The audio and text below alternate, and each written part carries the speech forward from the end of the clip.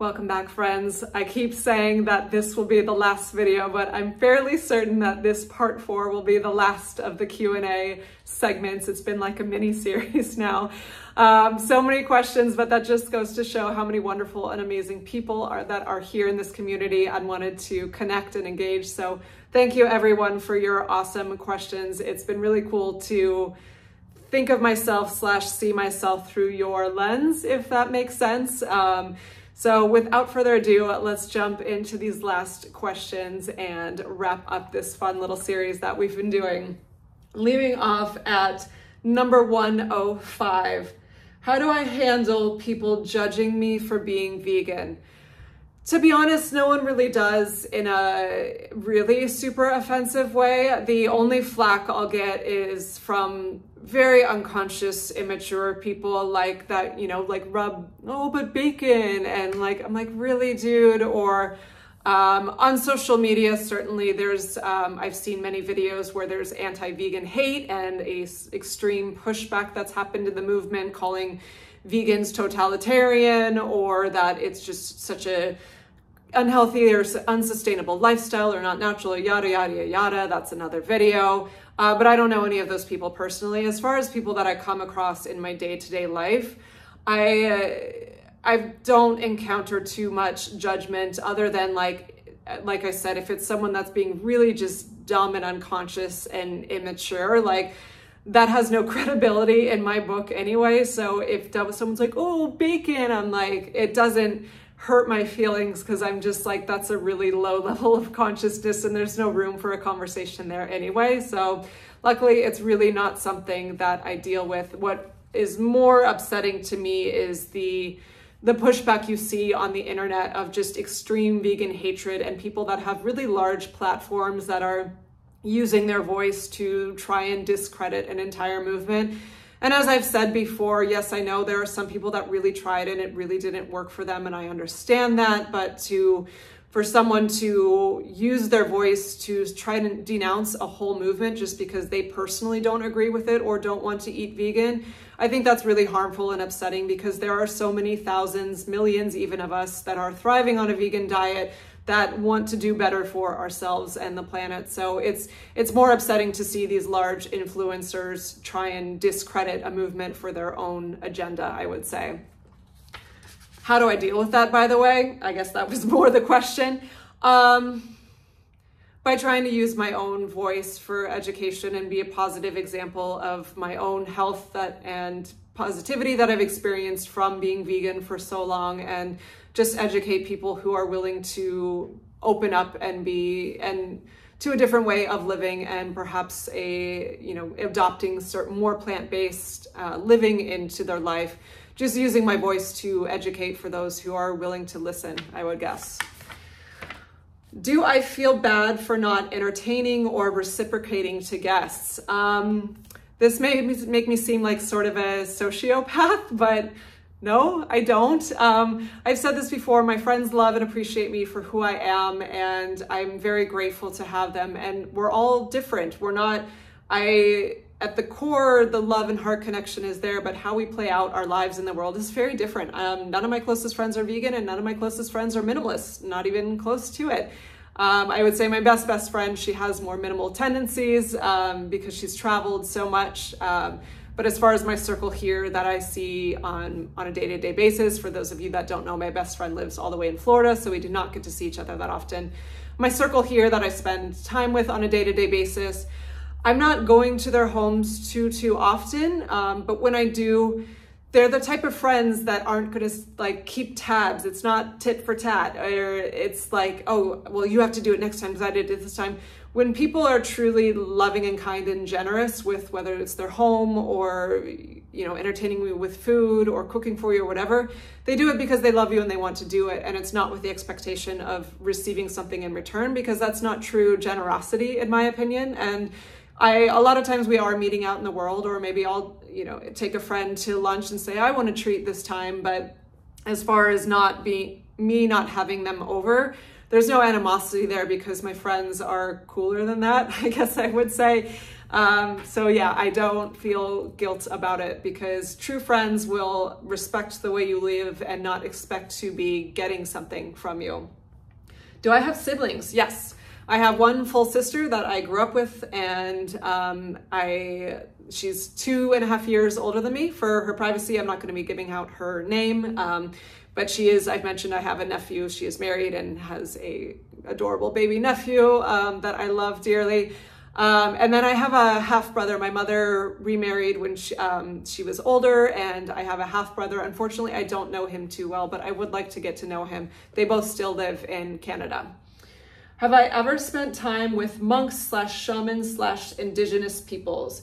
I have had spent some time in a monastery, and to be perfectly clear, so I don't get like Jay Shetty canceled here. No, I did not spend months or years in monasteries. It was a couple like half-day retreats, silent retreats that I went to over Thanksgiving.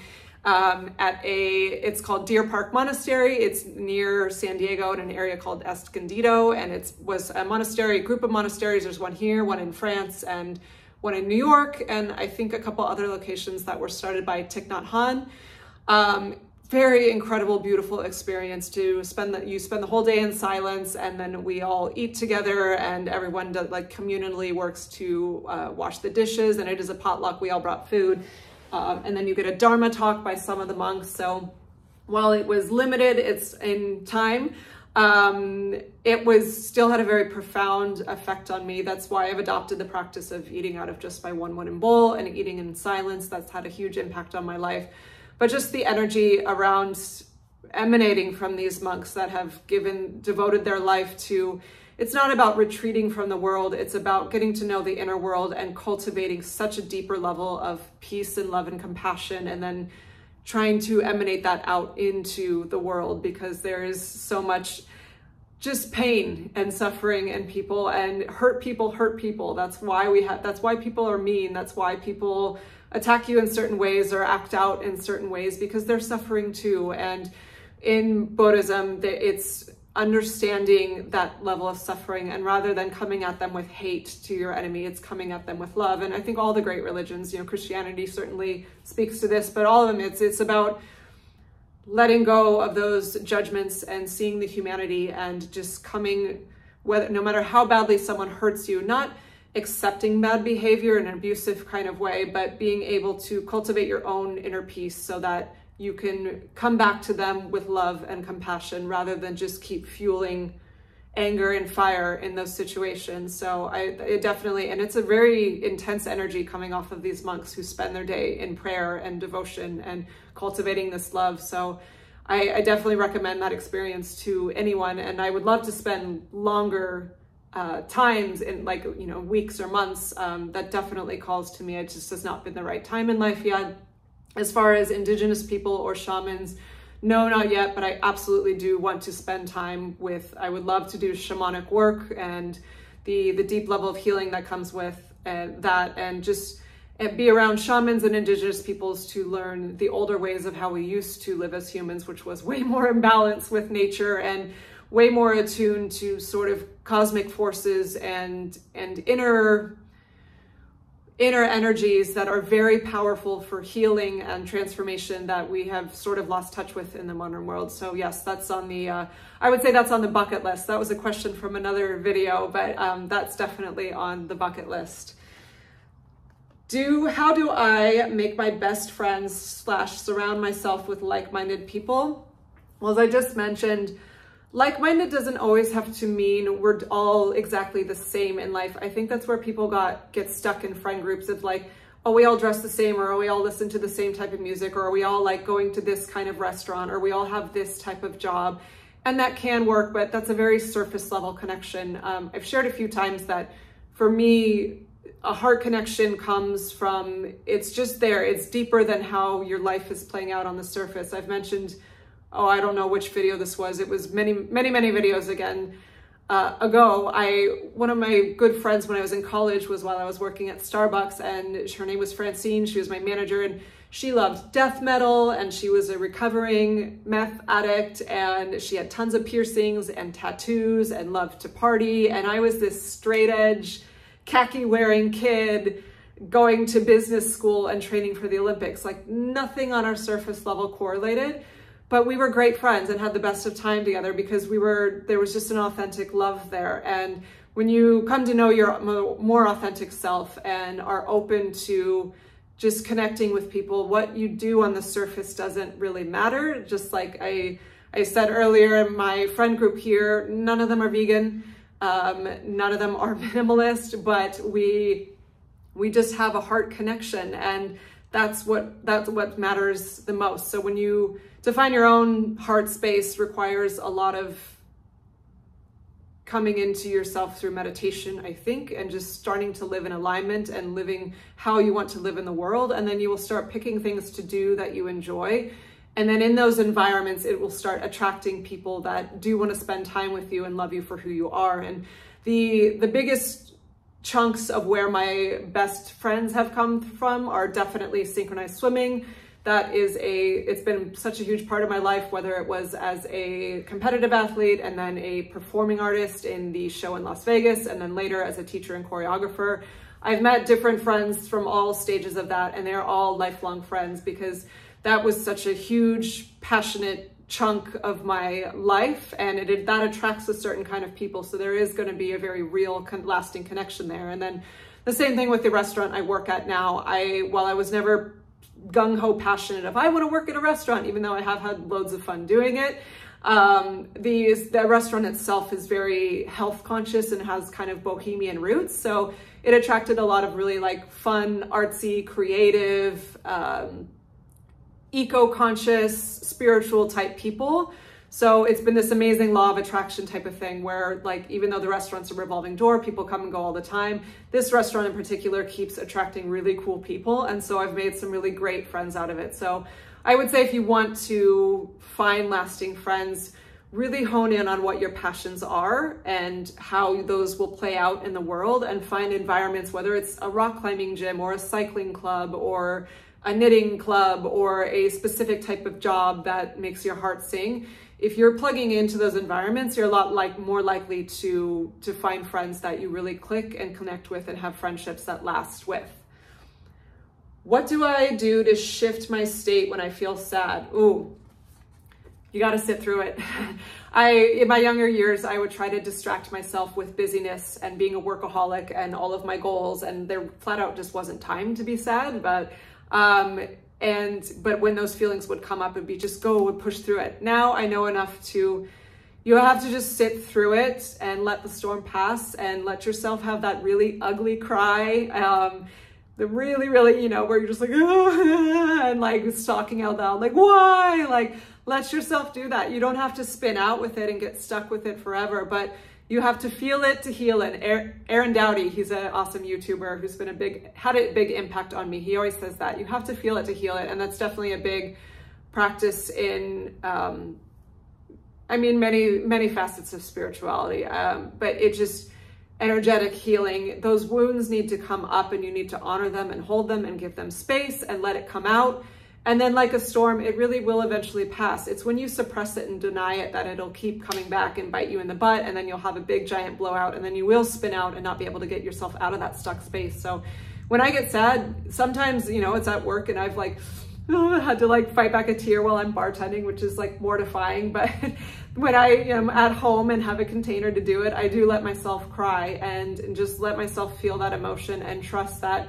Let it, as deep as it needs to go, let it come out, let it have that volcanic eruption, but eventually it will pass. It does, always. It's just like this physical release of energy that needs to happen. And then as far as things if I do feel really stuck in that sadness or negativity, music and nature, hands down, always, always, always can help elevate me out. Don't, not the depressing music that will just keep you stuck in that vibe, but find music that really elevates your spirit, whatever, that may be something different to totally. I happen to love film scores by Hans Zimmer or different meditation music, or I have a playlist on my iPhone that's called Motivate MF. You can use some intuition to figure out what the MF stands for.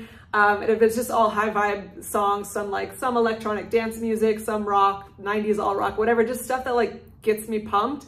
Yeah, I will definitely blast that in the car or on a power walk to help shift my state, and then going out into nature always, always, always is healing for me. Any nature you can find will absolutely pull you into a better place than just sitting alone in your home. Where are we here? Uh-oh, I lost my spot. What is my nationality / ethnic heritage? I am, I think, like 90-something% German. There's like a touch of Scandinavian in there, like 3%, very small. But pretty much on both sides of the family. As for my father's side, I actually like saw a family tree. One of my cousins did one, which is super cool, but I am mostly thoroughbred German. That is my heritage. They started all migrating over from my family tree, I think in like the earliest records are like the 1800s at some point, but yeah, mostly German. How do I start choosing to be alone / enjoying my own company? Find things that you like to do by yourself. It shouldn't feel like suffering or like you're forcing yourself to cut off human interaction. I love going out to eat by myself. You can relax, you can enjoy your food, you can people watch, you can take your time, you can go at whatever pace you want to, and you can really just connect with your food, which is nice. I love anything, going on hikes alone. I love anything on nature. Of course, do what you feel safe with. Listening to just music at a cafe, working alone is wonderful. Find activities you like to do by yourself. But the caveat to that is I have talked so much about how I spend so much alone time on this channel. If you are someone that thrives with being around people, I wouldn't say force yourself to not do that. Everyone's wired differently. So if you truly are an extrovert and it energizes you and nourishes you and feels awesome to be around people all the time, then that's totally fine. I'm just doing what feels right and healthy for me. But if you do feel called to be alone more, but you just aren't used to it, then I would say find activities you like to do. Physical activities are great. Nature is always great, and then just start plugging into those. Thoughts on retirement / planning for retirement. I don't have a 401k or anything like that. I'm doing old school right now and just saving money in my bank account as much as I can and living simply as much as I can. Yes, I know there's financial advisors that say, well, what are you doing sitting on that money? You could be growing it with your Roth IRA or whatever the hell that is. And I have another video titled How I Keep My Finances Ultra Simple as an extreme minimalist. If you want to check that out, it's just more of a manifesto of, I'm not claiming to be any sort of financial expert of any kind, but it is more important to me to live simply in this moment and then have this like pressing goal to be making more and more and more money in a stock market, retirement, whatever account. And yes, I know that retirement accounts specifically are more meant to be safe, whatever, but it's just the whole money system irks me in general. And I am doing it the old fashioned way of just saving what I earn. Does that mean I'm going to have to work later in life? Probably, but I honestly, like 65 is the retirement age in the United States. That's 25 years from now for me. I would be bored as hell. There's no way I'm going to retire at that age. I don't want to be bartending at that age, I'll tell you that. But I'm wired to, as I've shared before, I'm wired to work with meaningful work and simple pastimes and hobbies. And just like, if you wrote me a check for $1 million and said, oh, now you can go just retire and sit at the beach, like I'd be bored after 2 days. Like I enjoy doing meaningful work. So I don't feel this pressure of like, I've got to get all this money stacked away so I can stop working at 65. I'm always going to want to be engaged in something and earning a living off of something I'm doing that is hopefully adding value to the world. My coach that was training me, she's the United States Olympic coach, and she got a gold medal with the team and a bronze medal with the team, and she's still rocking the pool deck with the microphone and getting those kids, whipping them into shape. And she's 82 or 81, and working those many hours. And I do think if you come into too much of like the off button and the sedentary, and we treat old people like they're fragile and just need to stop doing everything, I think that's when aging actually starts. I think staying engaged with something and applying yourself to something and using your body for something, using your mind for something. I do think that's where more youth lies. And again, it doesn't, you don't want to be overboard working extreme, super strenuous, like 100-hour work weeks as you're older, but I definitely am always going to want to stay engaged with something. So that's why I don't feel so much fear around getting this huge retirement savings. What can my subscribers do to improve my experience on YouTube? I thought this was like the sweetest question. You don't have to do anything, just keep being amazing. I'm overwhelmed by how wonderful and positive and friendly and encouraging everyone here is. And it's kind of blown my mind to see how quickly this has grown. I hope it keeps growing. Only share these videos with family and friends if you want to share them. I'm not gonna like beg you or force you to do it. I just am going to do my best to keep creating content that is helpful to people in some arena. So what can you do? Just keep being awesome, keep being you, keep being supportive to each other. I guess that's the only thing I would say is 99% of the comments here are overwhelmingly positive, and I've seen people make friends, and that's wonderful. But if you see someone that comments something that you maybe don't agree with, like having a discourse is awesome, but shaming that person or starting a fight, like we don't need to do that in this space. And again, that's been like such a teensy tiny amount, but so like just keep it positive, keep uplifting each other, keep making friends here, and keep being awesome. That's all I'd say. Do I still have a relationship with my mother? Oh, heavier question here. So I have shared that I grew up with just my father. My parents separated when I was very young. I was 18 months, so a year and a half old, and they decided it was best for my sister and I to live with my father. He had sole custody, so I saw my mother very little as we were growing up, and she moved to the mountains at a certain point. And honestly, the years are super fuzzy kind of, because I was young, and I don't like, as far as how often we saw her, I'm not sure, I don't remember.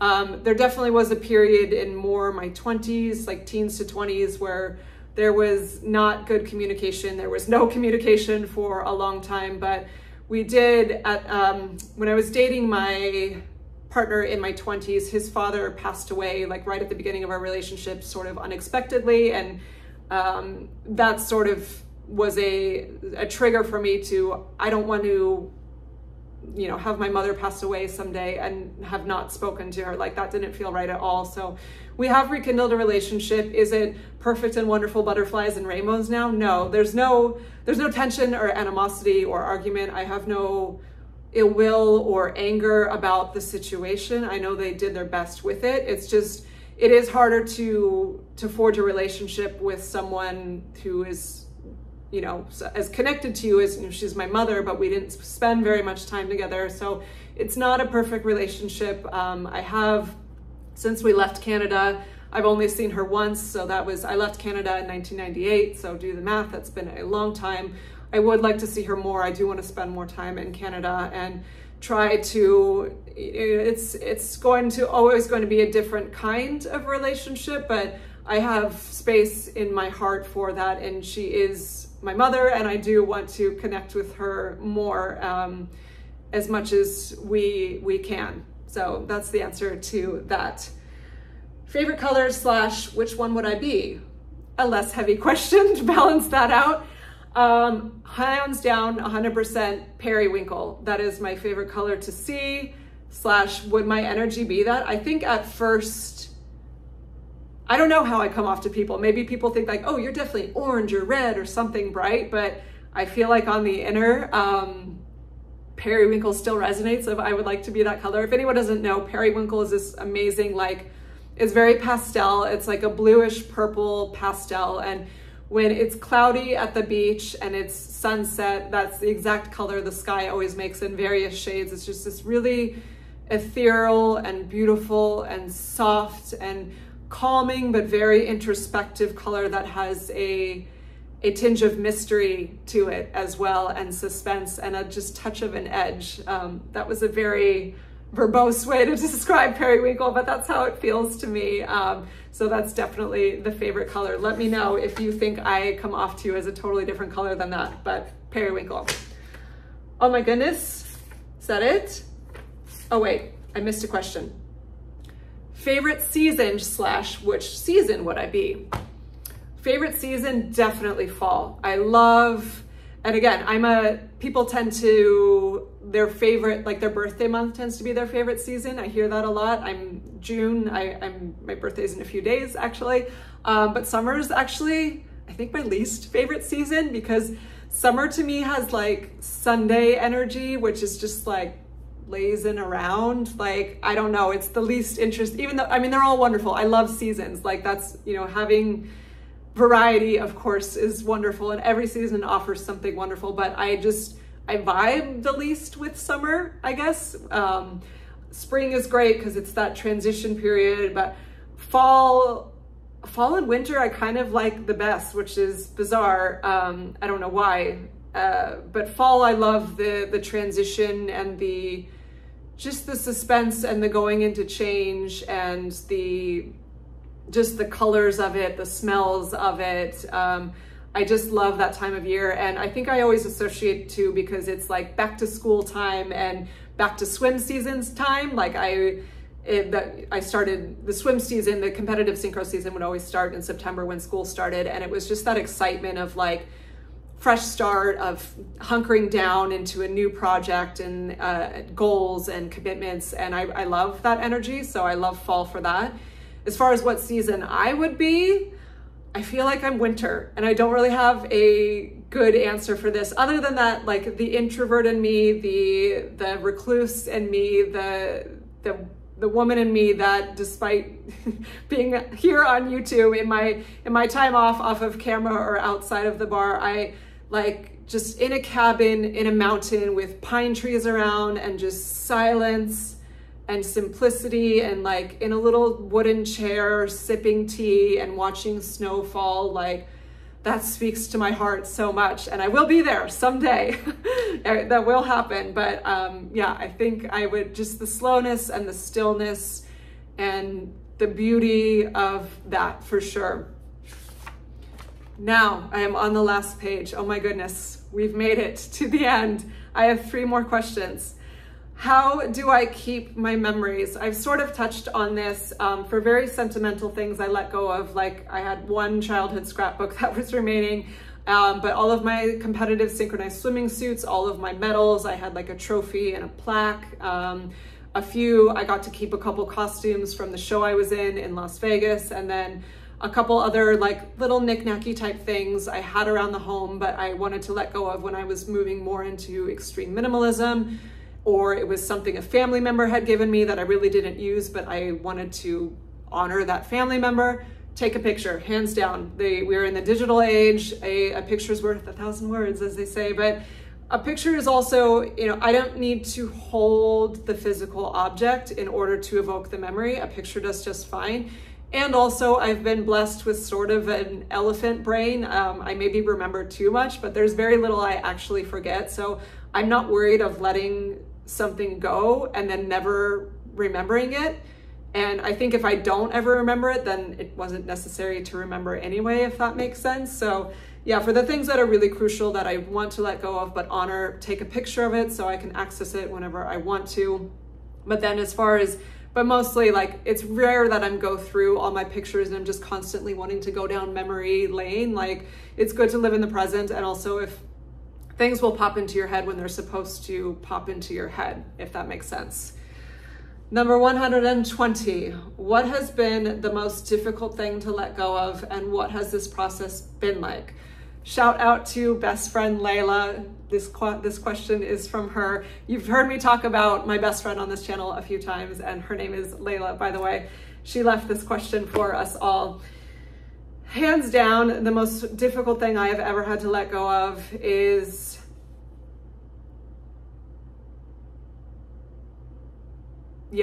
it's this. I sort of touched on this earlier. It's never been a physical thing. Every single thing I've ever decluttered, once it's been gone, like after that initial band-aid's been ripped off, I've been just liberated and fine, and never once had felt long-term regret of anything I let go of. As far as like technically difficult to let go of, I have a whole video on this called Why I Quit Coffee After 20 Years. that was the most technically difficult thing to let go of, because it was a physical chemical addiction, and I was on and off that wagon so more damn times that I can count, years and years and years of trying to get off of that drug.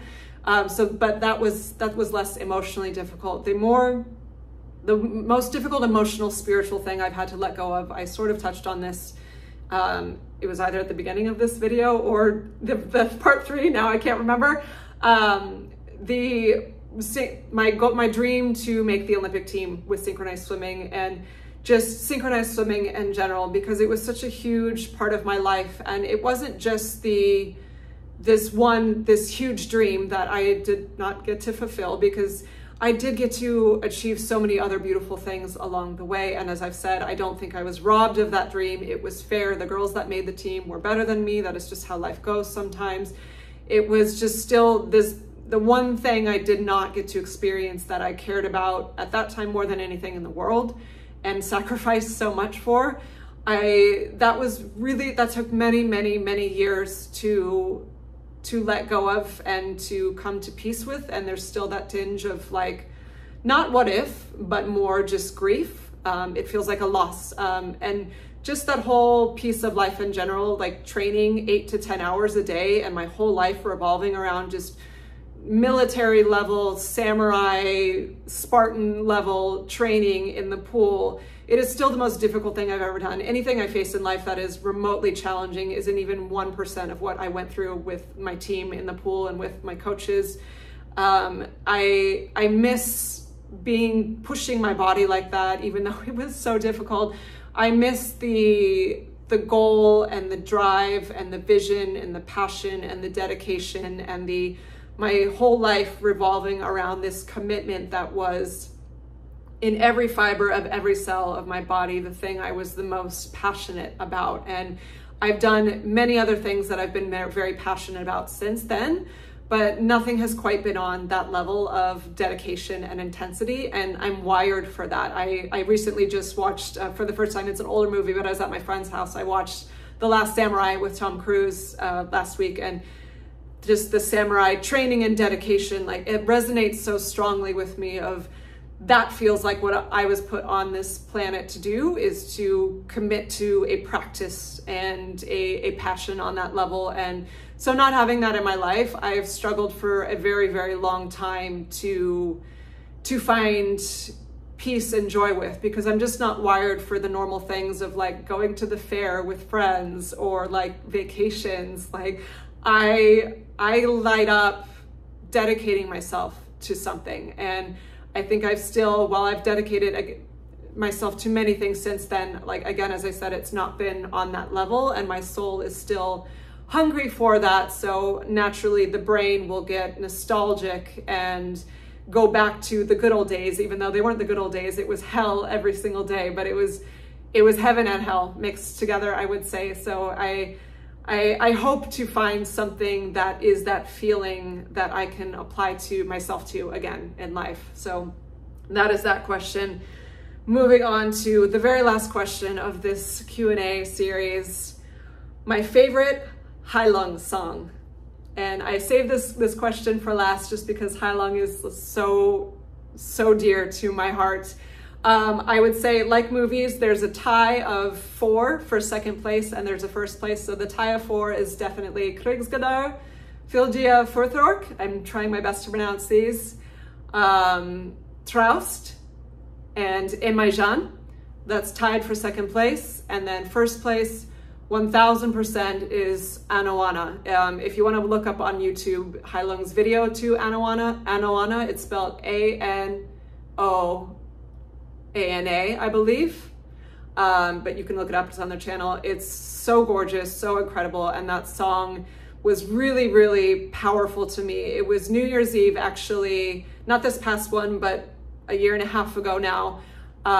It was pouring rain in San Diego, like pissing down storm rain. And I always go to the beach on New Year's Eve. I don't go to parties. I go and do a ceremony by myself on New Year's Eve because I'm me. And it was pouring rain. I was like, oh man, I was like, you know what?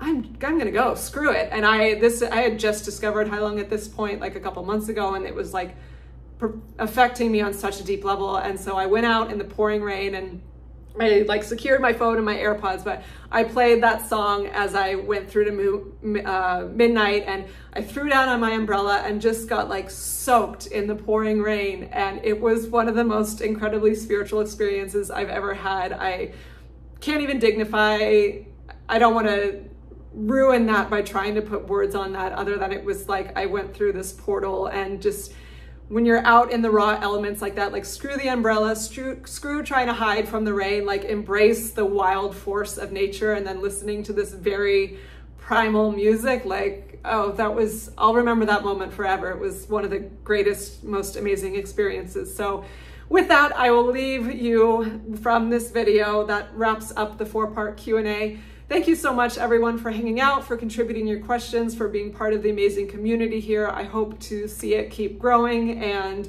I wish you all the best on your minimalism journey and however you are choosing to grow and express yourself in the world. Okay, that's it for today. I will see you in the next video, which won't be a Q&A because I actually got through it. Okay, bye, my friends.